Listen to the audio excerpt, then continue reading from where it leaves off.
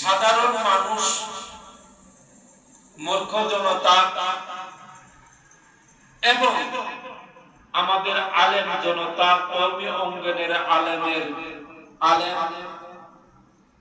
সকলের মধ্যে অধিকাংশ কিছু কিছু আলেম তারা নিজের স্বার্থের জন্য এলেম ব্যবহার করে। আমরা কি এমন এলেম শিখে যে এলেমকে আমাদের স্বার্থে পরিণত করবো, আমরা কি এই এলেম শিখবো, না এলেম শিখে যে মানুষদেরকে সঠিক পথে ডাকবো,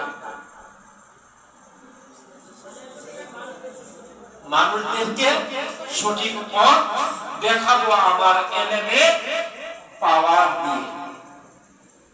যে এলেম আল্লাহ তাআলা আমাকে আপনাকে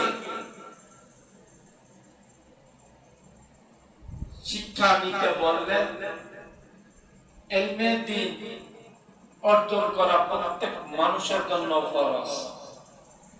এই ইলমে দ্বীন